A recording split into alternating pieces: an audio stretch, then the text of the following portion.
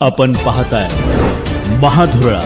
नमस्कार. महाधुरळा युट्यूब चॅनलमध्ये मी गुरु बाळमाळे आपल्या सर्वांचं मनापासून स्वागत करतोय. कोल्हापूर महापालिकेची निवडणूक आता अंतिम टप्प्यात आहे. कोणत्याही क्षणी आता जिल्हा परिषद निवडणुकीची घोषणा होईल. या जिल्हा परिषद निवडणुकीत महापालिकेप्रमाणे महायुती होणार का याचा आता चर्चा सुरू झाली आहे. कारण संपूर्ण महाराष्ट्रात केवळ कोल्हापुरात महायुतीतले 3 मित्र पक्ष भाजप, राष्ट्रवादी आणि शिवसेना एकत्र आले. त्यामुळे आता जिल्हा परिषदेमध्ये काय होणार याची प्रचंड उत्सुकता आहे. या पार्श्वभूमीवर मंत्री हसन मुश्रीफ यांनी ही उत्सुकता काही प्रमाणात कमी केलेली आहे. त्यांनी महायुती होणार का या संदर्भात आज पत्रकारांशी बोलताना नेमकं काय सांगितलं.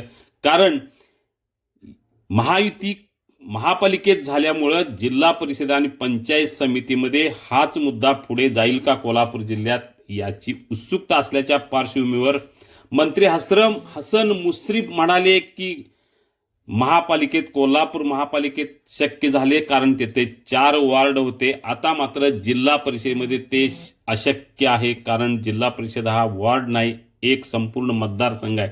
त्यामुळे सगळ्या पक्षांना तिथं संधी देणं शक्य नाही. त्यामुळं काही ठिकाणीच ठराविक ठिकाणीच महायुती होईल, इतर ठिकाणी महायुती होणार नाही. सगळे स्वतंत्र लढतील.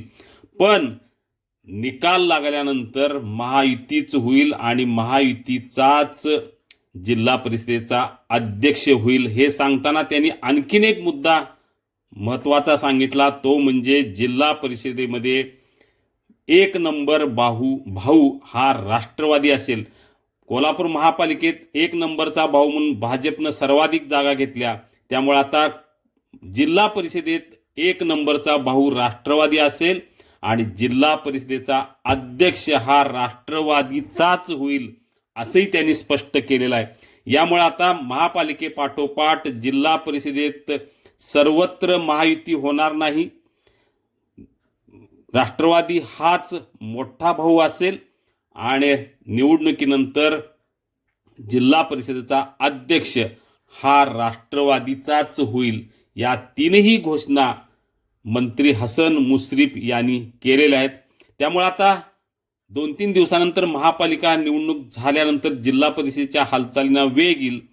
त्यानंतर नेमकं जिल्हा परिषदेसंदर्भात काय निर्णय होणार याकडे विशेष लक्ष असेल.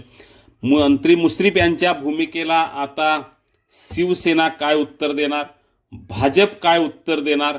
कारण गेल्या काही दिवसात या दोन्ही पक्षांची जिल्ह्यात ताकद वाढलेली आहे. त्यामुळे नेमकं काय होणार याची उत्सुकता